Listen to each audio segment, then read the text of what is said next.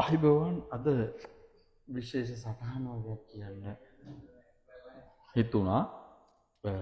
දැන් ඔයාගේ අල්ලේ මෙන්න මේ ගුරු මණ්ඩලේ. මෙතන ගුරු මණ්ඩලයෙන් එතකොට පිරිමි කෙනෙක් නම් දකුණු අත, කාන්තාවක් නම් වම් අත. මේ ගුරු ඇඟිල්ලේ මේ විදිහට දැන් මත්ස්‍ය සලකුණක් නිර්මාණය වෙලා තියෙනවා කියමුකෝ. හරිද? මේ ආකාර නිර්මාණය වෙලා. එතකොට මේකෙන් මෙයා ගොඩක් කරුණු කියවෙනවා. එක රේඛාවෙන් කාරණා 3ක් විතර කියවෙනවා.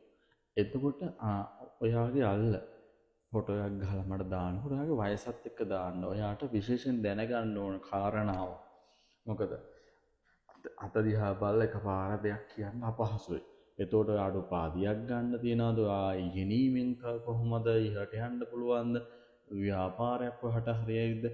තමන්ගේ දෙයක් ව්‍යාපාරයේ පිටින් ගොඩක් තියෙන. එතකොට රාජ්‍ය රැකියාවක්, පෞද්ගලික අංශයේ රැකියාවක්, රාජ්‍ය රැකියාව කරද්දී පෞද්ගලික අංශයේ රැකියාවක් කරන. එතකොට බිස්නස් කරන අය ඉන්නවා. ඒ වගේ විශේෂ කාරණාවක් අහන්න. රට යන්න පුළුවන්ද? දීර්ඝායුෂ තියෙනවා, නිරෝගී සම්පන්නිය. එතකොට ඥාතීන්ගේ පිහිට. එතකොට සහෝදරයන්ගේ ආයෝජනීය ලාභ ඔන්න ඔය විශේෂ කාරණා අහන්න. වයසත් එක්ක දාන්න. විශේෂ කාරණාවක් අහන්න.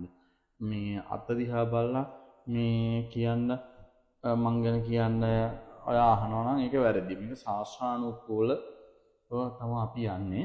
එතකොට ඍෂිවරුන් තමයි මේ විෂය හදලා තියෙන. සමුද්දික කියන ඍෂිවරයා තමයි හස්තරේඛා විද්‍යාව ලෝකෙට දායාද කරන්නේ. එතකොට කටපාඩමින් තමයි මේවා යන්නේ. එතකොට අපිට මේ විෂය වෙනස් කරන්න බෑ.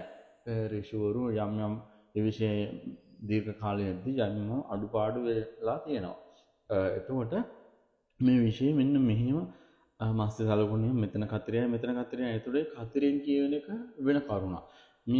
මේක මාළුවෙක් වගේ තියෙනව කොටු සලකුණ. ඒකෙන් කියවෙන සලකුණ වෙනයි. එතකොට මේක සම්පූර්ණයෙන් තමයි ඔය ඉගෙනීමේ උපාධිය දක්වා ඉහළට යනවා. ඔන්න ඔයගේ පොදුවේ කියන එක ලක්ෂණයක්. එතකොට එක රේඛාවෙන් කරුණු 2 3 වුණත් කියවෙනවා. එහෙනම් ස්තුතියි.